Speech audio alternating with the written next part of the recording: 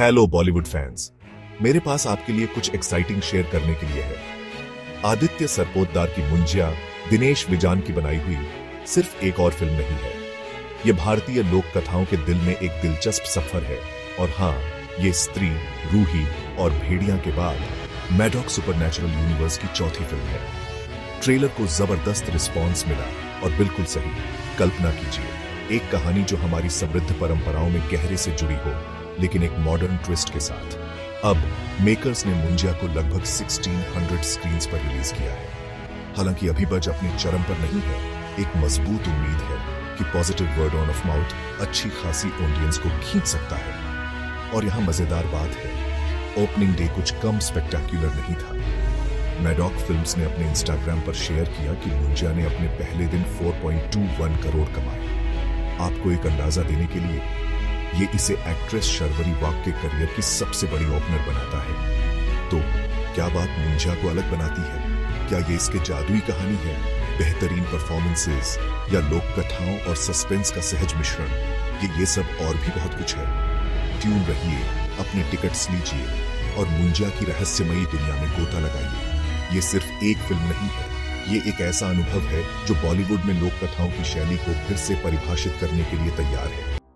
Blackout एक नई Hindi thriller film है जो आपको एक ऐसी रात में ले जाती है जहां लाइट चले जाने के साथ ही सस्पेंस शुरू होता है। कहानी मुंबई जैसे शहर में है, जहां रात की चमक दमक अचानक अंधेरे में डूब जाती है और 3 स्ट्रेंजर्स की जिंदगी आपस में मिल जाती है। फिल्म शुरू होती है विक्रांत से, जो एक सक्सेसफुल बिजनेसमैन है और अपनी भाग दौड़ भरी जिंदगी से दूर अकेला रहना चाहता है। मौनी एक बोल्ड जर्नलिस्ट, एक बड़े स्कैंडल को एक्सपोज करने वाली होती है।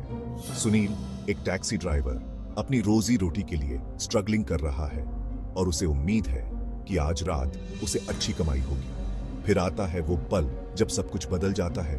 मुंबई में ब्लैकआउट हो जाता है, पूरा शहर अंधेरे में डूब जाता है और इन तीनों की जिंदगी हमेशा के लिए बदल जाती है।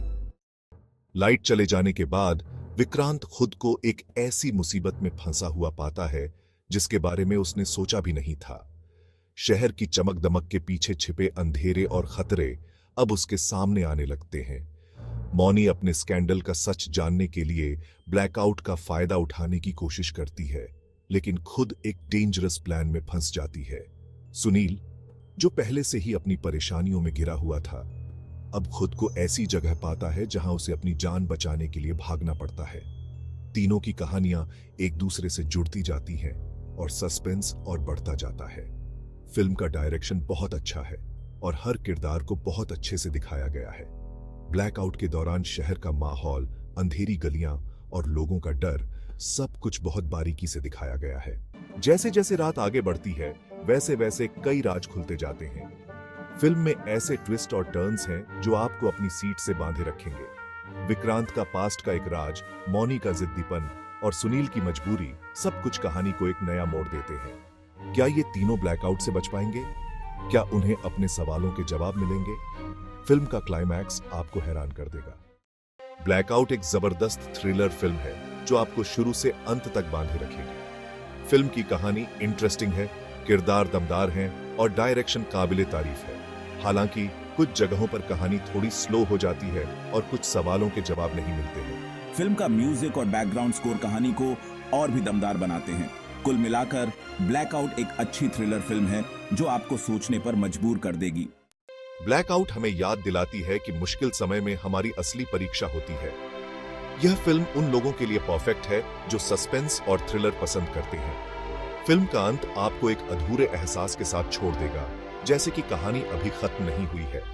फिल्म देखने के बाद दर्शक खुद को उन सवालों के साथ जूझते हुए पाएंगे जो फिल्म उठाती है। ब्लैकआउट एक यादगार फिल्म है जो आपको लंबे समय तक याद रहेगी। चलिए, आज मैं आपको साउथ इंडिया की कुछ ऐसी हॉरर फिल्मों के सफर पर ले चलती हूं जो आपको मजा भी देंगे और डराएंगी भी।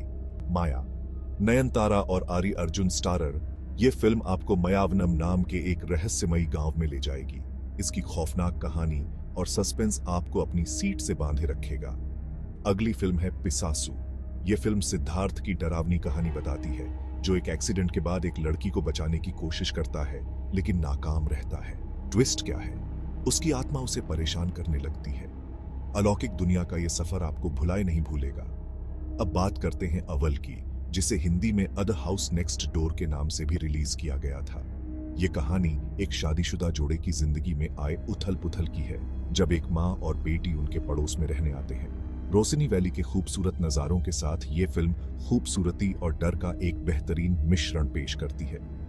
कंचना एक इतनी पॉपुलर फ्रेंचाइज कि इसे हिंदी में लक्ष्मी के नाम से रीमेक किया गया, जिसमें अक्षय कुमार और कियारा आडवाणी ने काम किया है। ओरिजिनल फिल्म में राघव लॉरेंस एक डरपोक आदमी का किरदार निभाते हैं, जिस पर एक नहीं बल्कि 3 आत्माओं का साया पड़ता है। ये फिल्म उतनी ही रोमांचक है जितनी ये सुनने में लगती है। आखिर में अथिरन एक मलयालम साइकोलॉजिकल थ्रिलर जिसमें साई पल्लवी और फहाद फासिल हैं। ये फिल्म आपको नित्या से जुड़ी खौफनाक घटनाओं के सफर पर ले जाएगी, जो एक अकेले पागलखाने में कैद है। तो बस दोस्तों, ये थी वो लिस्ट। राजकुमार राव और Janhvi Kapoor starrer Mr and Mrs Mahi ने बॉक्स ऑफिस पर धमाकेदार शुरुआत की है। फिल्म ने पहले ही दिन उम्मीद से कहीं बेहतर प्रदर्शन करते हुए 8 करोड़ रुपए कमाए। दूसरे और तीसरे दिन भी यही रफ्तार बनी रही और फिल्म ने क्रमशः 10 करोड़ और 12 करोड़ रुपए बटोरे। कुल मिलाकर पहले वीकेंड पर फिल्म ने 30 करोड़ रुपए की कमाई की, जो इस साल रिलीज हुई किसी भी बॉलीवुड फिल्म के लिए सबसे बड़ा ओपनिंग वीकेंड कलेक्शन है। दर्शकों से मिल रही अच्छी प्रतिक्रिया और समीक्षकों के सकारात्मक रिव्यू ने फिल्म की सफलता में अहम भूमिका निभाई है। मिस्टर एंड मिसेज माही के शुरुआती वीकेंड कलेक्शन ने तो सबको इंप्रेस कर दिया, लेकिन हफ्ते के बीच में कमाई में भारी गिरावट देखने को मिली। सोमवार को फिल्म ने केवल 3 करोड़ रुपए कमाए, जो रविवार की तुलना में 75% कम है। मंगलवार और बुधवार को भी गिरावट जारी रही और फिल्म ने क्रमशः 2.5 करोड़ और 2 करोड़ रुपए कमाए। इस गिरावट के पीछे कई कारण बताए जा रहे हैं, जिनमें हफ्ते की शुरुआत और आईपीएल मैच शामिल हैं। हालांकि फिल्म निर्माताओं को उम्मीद है कि दर्शकों से मिल रही अच्छी प्रतिक्रिया और माउथ पब्लिसिटी की वजह से आने वाले वीकेंड पर कमाई में इजाफा होगा। मिस्टर एंड मिसेज माही की कामयाबी का सबसे बड़ा श्रेय फिल्म के लीड एक्टर्स राजकुमार राव और जाह्नवी कपूर को जाता है। दोनों ने ही अपने किरदारों को बखूबी निभाया है। राजकुमार राव ने एक बार फिर साबित कर दिया है कि वो बॉलीवुड के सबसे बेहतरीन कलाकारों में से एक हैं। जाह्नवी कपूर ने भी अपनी पिछली फिल्मों की तुलना में काफी बेहतर परफॉर्मेंस दी है। दोनों के बीच की केमिस्ट्री कमाल की है और दर्शकों को उनकी जोड़ी खूब पसंद आ रही है। सपोर्टिंग कास्ट ने भी अपने रोल के साथ पूरा न्याय किया है और फिल्म का डायरेक्शन काबिले तारीफ है। डायरेक्टर ने कहानी को बहुत ही खूबसूरती से पेश किया है और दर्शकों को अंत तक बांधे रखने में कामयाब रहे हैं। कंगना के थप्पड़ कांड ने तो बॉलीवुड में हंगामा मचा दिया है। इस घटना ने न केवल फिल्म इंडस्ट्री में बल्कि पूरे देश में एक नई बहस को जन्म दे दिया है। हर कोई इस मुद्दे पर अपनी राय दे रहा है और सोशल मीडिया पर तो जैसे एक जंग छिड़ गई है। जब से ये सब हुआ है, सब अपनी अपनी राय दे रहे हैं। कुछ लोग कंगना के पक्ष में हैं तो कुछ उनके खिलाफ। हर किसी के पास इस मुद्दे पर कहने के लिए कुछ न कुछ है। सोशल मीडिया पर तो जैसे वॉर चल रही है। कई लोग कंगना को सपोर्ट कर रहे हैं तो कई उनके खिलाफ बोल रहे हैं। ट्विटर, फेसबुक, इंस्टाग्राम, हर जगह इस मुद्दे पर बहस हो रही है। लोग अपने अपने तर्क दे रहे हैं और एक दूसरे से भिड़ रहे हैं। और फिर वो CISF जवान का बयान, जिसने कहा, उसने कंगना कहा कि किसान 100 रुपये के लिए वहां बैठे हैं, तो क्या वो 100 रुपये के लिए वहां जाकर बैठेगी? इस बयान ने आग में घी डालने का काम किया है। इस पर तो कंगना ने तगड़ा रिएक्शन दिया है। उन्होंने सोशल मीडिया पर अपनी प्रतिक्रिया दी और कहा कि यह बयान पूरी तरह से गलत है और इसे तोड़ मरोड़ कर पेश किया गया है। उन्होंने लिखा, देखो भाई, हर रेपिस्ट, मर्डरर या चोर के पास कोई ना कोई मजबूत इमोशनल, फिजिकल, साइकोलॉजिकल या इकोनॉमिक रीजन होता है अपना जुर्म करने के लिए। कोई भी क्राइम बिना वजह नहीं होता, फिर भी उन्हें दोषी ठहराकर जेल भेज दिया जाता है। कंगना का यह बयान भी काफी विवादित रहा और इस पर भी लोगों ने अपनी अपनी राय दी।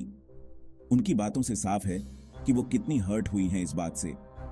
कंगना ने अपने फैंस से भी अपील की कि वो इस मुद्दे पर उनका साथ दें और सच्चाई को सामने लाने में मदद करें।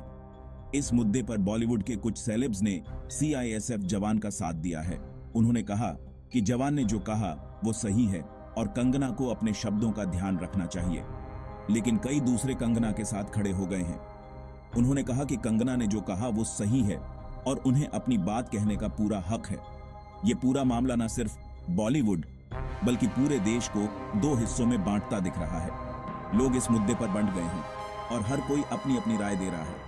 क्या आपको लगता है कि कंगना को अपनी बात कहने का हक है या फिर उन्हें अपने शब्दों का ध्यान रखना चाहिए? कमेंट में जरूर बताना। आपकी राय हमारे लिए बहुत महत्वपूर्ण है। ऐसी ही बॉलीवुड से जुड़ी खबरों के लिए सब्सक्राइब करें हमारे चैनल इंडियन फिल्म हिस्ट्री को। एंटरटेनमेंट की दुनिया में जॉब्स पाने के लिए फिल्मी जॉब्स ऐप डाउनलोड करें। Available on Android play store. Entertainment industry के लिए इंडियन फिल्म हिस्ट्री की ओर से सौगात। डाउनलोड कीजिए शॉर्ट मनोरंजन ऐप। अब ये उपलब्ध है एंड्रॉइड और iOS में।